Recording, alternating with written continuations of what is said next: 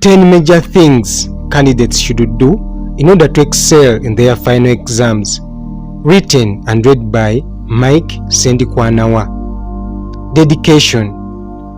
I dedicate this book to all the scholars throughout O and A level in all secondary schools in Uganda, whether government or private, single sex or mixed, day and boarding, most especially those in candidate and semi-candidate classes. Introduction. There are very many do's and don'ts that are given to candidates by either their parents, guardians, elder brothers and sisters, classmates, teachers and other school administrators in order to guide them on how to excel in their final exams. However, in this book, dear candidate, I present to you a compilation of the 10 major things you should undertake in order to excel in your final exams, irrespective of the dynamic grading system that often changes even without your consent. If you implement these consistently, success is sure to be in your bosom. I urge you to be open-minded and not to assume that you know them already. Otherwise, this knowledge may not be of help to you if you think and believe you know it all. Remember, you cannot fill a cup which is already full, otherwise it overflows. So in order to benefit from this information, take your time to carefully read it with an open mind, and if you have had struggles academically right from the start of your course, with academic struggles I mean that you do not score the way you want to, it does not matter whether you're the first in your stream or class, but it's about you attaining the scores you want. If you do not score to your expectation in any way, the solution to your challenge is right here. And by the time you finish traveling the journey of this book, you will have known what to do, where to adjust in your daily routine, and how to work with your friends and teachers in order to help you excel in your study and exams. The truth is, there are many ways of achieving your success, but all have been summarized into 10 major ones. These, I strongly believe, will bring forth undeniably profound results to the readers of this book. Chapter 1. God First. There is nothing you can achieve in life without God's grace upon you. It's not your making that you are still alive and are in such a great school, but God's grace.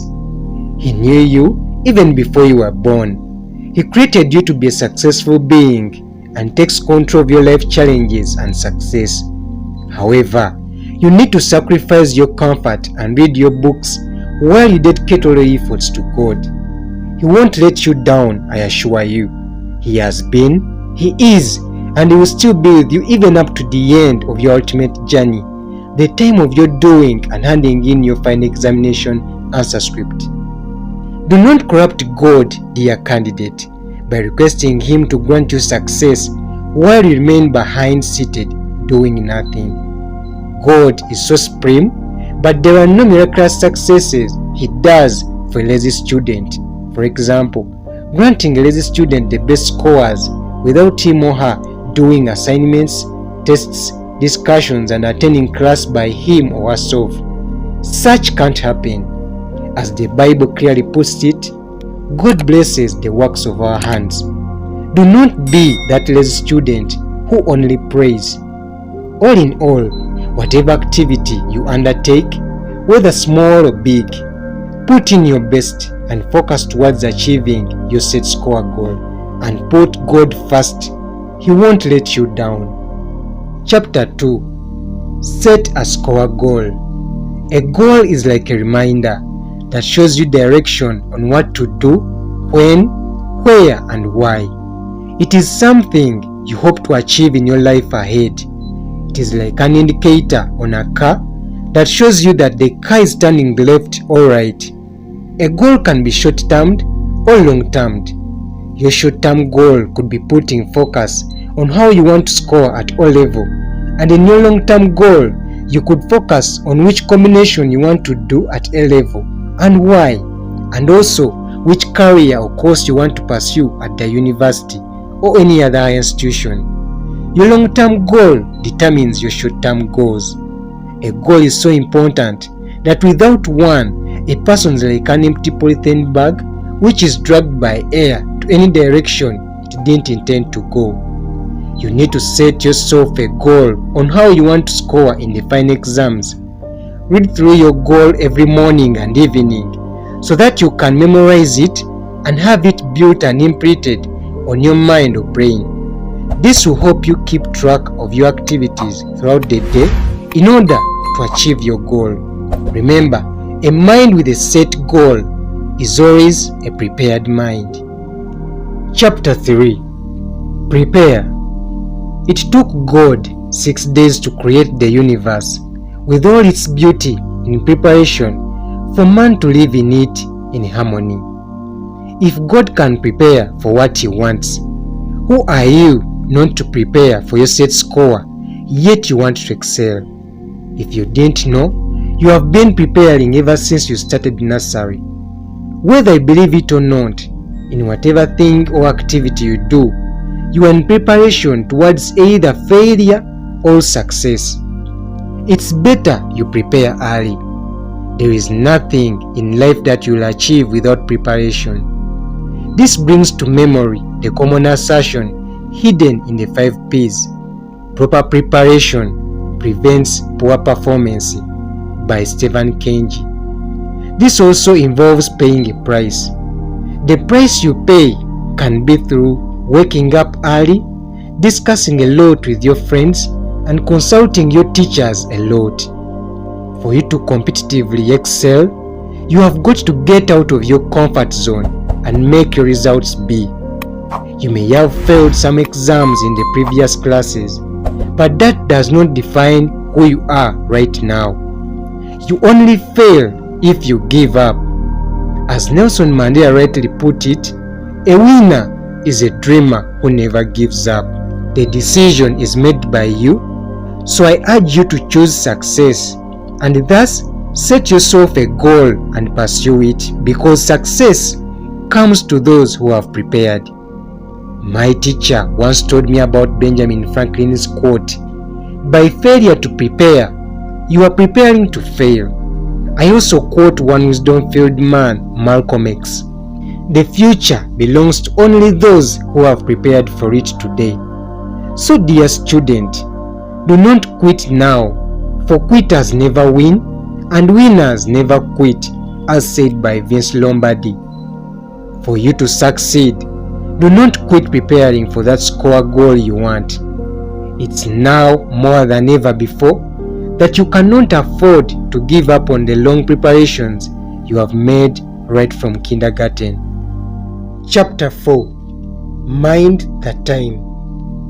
Be time conscious in whatever you do. Like it or not, in whatever you do, you are managing time. But there is a challenging question. How do you manage your time? I remember my science teacher telling me, "Tick tick," says the clock. "Tick tick, what you have to do, do it quickly." That was to encourage me manage time properly. How have you utilized your time previously? How have you planned to utilize it from now on? You do not have a lot of time as of now, so utilize and guard each minute jealously. Do not allow losing time recklessly or because of your laziness. Avenues where and how students often waste their time: in dormitories, oversleeping or jazzing a lot about non-academic issues. Break time: one goes for break for the entire 20 to 30 minutes. Lunchtime: one goes for lunch for the entire 1 hour. In classrooms, in absence of a teacher, some students resort to storytelling, others sleep and doze off. For you to excel in your final exams is a test of time and how well you manage it. I recall my high school motto, "Now or never," which implied that we shouldn't postpone today's work to tomorrow. Take analysis of the free periods or time from your classwork timetable and budget for it on how you're going to spend it profitably. My English teacher once told me that the delay of one event delays another. There are uncertainties like falling sick, accidents, death of loved ones, God forbid, that may cause one to lose time. Otherwise, remember that you cannot fatten a goat on the marketed day. Instead, take time to graze and care for it while it is still early. Do not wait to read only after seeing the examination timetable pinned on the notice board. This is one sure recipe for disaster. Note: foretold, forewarned. The trick is, the more time you give to something, the more your brain gets familiar with it. For example, you know your name by spelling and respond quickly to it when someone calls you, even from your back, simply because you have taken a lot of time being called the same name and writing it by yourself for so long. The same applies to academics. If I may ask a question, what is 2 times 2 equal to? You realize that in less than a second, you have the answer, because it took you over 10 years doing the simple additions and multiplications like this, that now we do not need a calculator to get the answer. Now is the time for you to do what you have planned for preparations in order to achieve your set goal. You still have room for improvement, provided the bell to usher you into the examination room for your final exams has not been sounded. Chapter 5. Read smart. Over time of my experience in the education field, I have realized that students fail not because they neither know the subject content nor work hard, but because they put in the effort wrongly. Hard work is interrelated to reading smart. Though most students claim they read hard, put in that much effort, but there is a question to think about. How do you put in your effort? If you put in the effort wrongly, believe it or not, you won't see change in your results, only disappointments. However, here is a solution. Reading smart, which helps you to put in your efforts the right way. You have the ability to read and understand the subjects you're doing right now. Otherwise, you wouldn't be in this candidate class by now. Reading smart means reading with a goal in mind. It stands for S, specific; M, measurable; A, attainable; R, realistic; T, time-bound. Specific. This refers to what you want to read, which subject, which topic or subtopic, and why that topic. You have got to be specific on what you want to read. Measurable. How will you know that you have understood what you have read? Assign yourself tests or discussion questions. Do not wait for a teacher. This is where you utilize the question banks for you to see how best and how many unique questions you can answer in that topic you have just read. Attainable and realistic. You cannot read all the topics of a given subject in one day. The way you read should be realistic. You cannot read 3 subjects or books at the same time. It's one at a time. It's not about reading to completion of the entire topics in a day. It's a discipline or routine you observe to prepare you until the exam time. Time bound. When do you want to read through a given topic? For how long are you going to be reading that topic? How many times do you want to read through a given topic before sitting for your final exams? This is very important because if you do not limit yourself, you may take the rest of your life reading through that single topic. Chapter 6. Consult a lot. This refers to seeking, inquiring about something you don't know or you don't understand from somebody else. Could be your fellow student or teacher. You will agree with me, dear student, that while in class, we all students understand differently and grasp things differently. This is because we are talented and gifted differently. Matthew 7:7 says, "Ask and you receive, seek and you find, knock and the door will be opened to you." God gives us friends we study with and our teachers because He knows that We as individuals cannot know and understand everything by ourselves alone, but we need others. They could be your fellow classmates, teachers, and parents. Otherwise, we wouldn't have had teachers to teach other people. Consulting begins with your fellow classmate before you go to consult from your subject teacher. Point of caution: there is no way you'll benefit from the uniqueness of your classmates and friends unless you consult from them and discuss with them academic work. Otherwise, no man is an island, says John Donne. We need other people. Dear candidate, if you are one who was not consulting others, please throw away your pride and biases and begin consulting them. If you have been consulting them, double. Chapter 7. Discuss a lot. In this I mean teaming up and work together. Believe it or not, you students are all gifted differently and understand what you are taught in quite different ways. You have got less time. Why waste it reading alone, yet you have friends to discuss with? It is through them that you learn new techniques of solving certain problems. For example, in math, biology, chemistry, physics, etc. One man said, "A forest of weak trees is stronger than a strong mahogany tree." Teaming up lightens the load you have to carry while on your academic journey. A discussion is a solution to dozing while reading. Instead of reading as an individual, read in a group. You will doze no more. Some students wrongly think when they discuss with someone, that person will challenge them academically, but that is not right. You all need to excel. Note that the first backup you have towards achieving your goal is your closest friend, that person you study with or sit with. For you to discuss, you do not need to be a genius, clever, wise, or whatever you may call it. You only need to be willing and committed to share your ideas and what you know with friends so that you all benefit. Take a look. If you and I had one tooth in our mouth, believe me, it would take us some good hours to chew a piece of lean meat. But because we have two sets of teeth, one in the upper jaw and the other in the lower jaw, it takes us only a few minutes to chew the same piece of meat.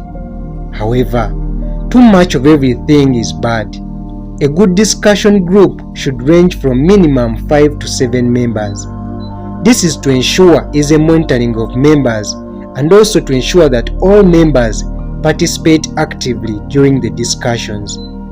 Gone are the days when one had to hide and read books alone to excel. It's high time we teamed up and worked together to pass and excel as a class and raise our school to greater heights. Chapter 8.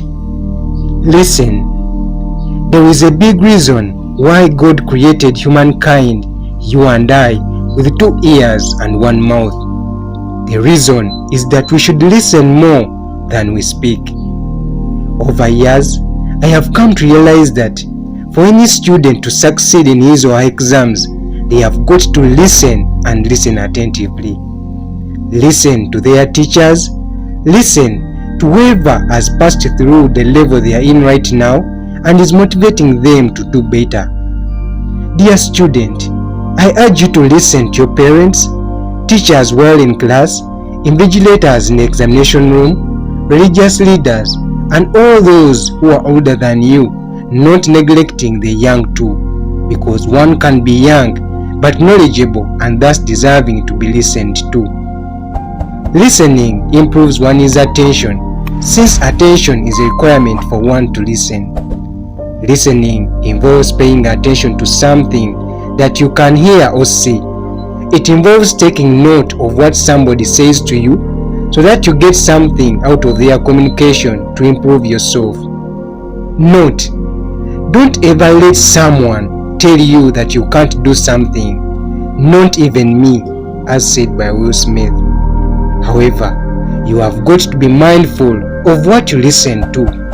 It should be that aimed at elevating your success to another level. It's true, that because you have to listen, you should listen to everything including trash, and then get out the best. This calls for careful sieving of the information that comes to you before you consume it all. Therefore, I tell you that, dear student, do not listen to the naysayers, that is, the people who speak negativity into your success and aspirations in life. Chapter 9. Do. Do means to engage in, carry out, or perform an activity. But do what? Do what you say you are to do to achieve your set score goal.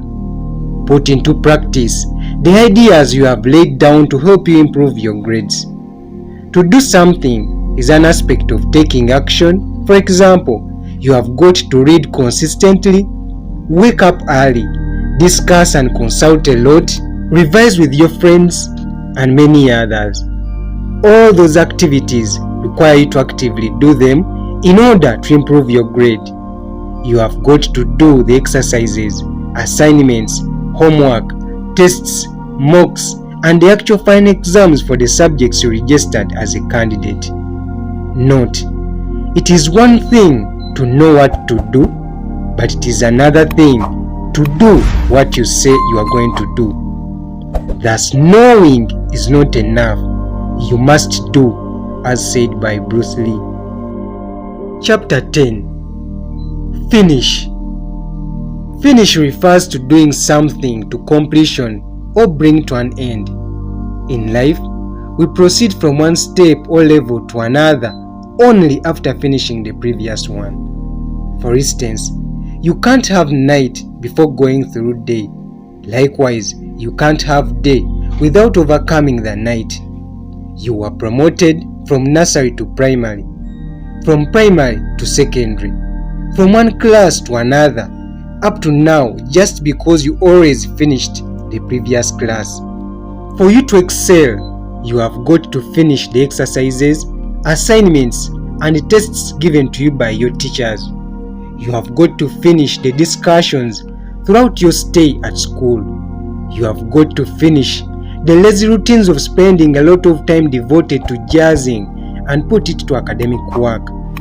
Finishing is very crucial, that even during your final exams, you cannot achieve your set score unless you finish with that exam.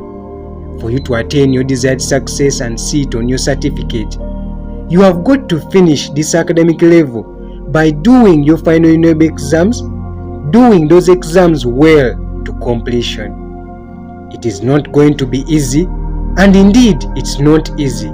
Otherwise, everyone would do it. You may not finish strong, but finish it anyway, as said by Eric Thomas. Conclusion. I congratulate you upon having read through this book up to the end. I believe that right now you have understood what is required of you as a candidate in order to excel, and remember that it all begins by changing your mindset towards the subjects you are doing, that the subjects are doable and passable because many have done and passed them. So you can do and pass them too. You have the potential in you. Summary of the 10 major things candidates should do in order to excel in their final exams. 1. Put God first in whatever you do. He won't let you down. 2. Set yourself a score goal you want to attain or achieve. 3. Prepare early. Don't wait for the examination timetable to be pinned. 4. Mind the time. Remember, it's now or never. 5. Read smart. 6. Consult a lot from your fellow students and teachers. 7. Discuss a lot with your fellow students. 8. Be a good listener so that you do not miss out on instructions for excellence. 9. Do all that you say you're going to do in order to excel in your exams. 10. Finish all that you started on your journey to excellence.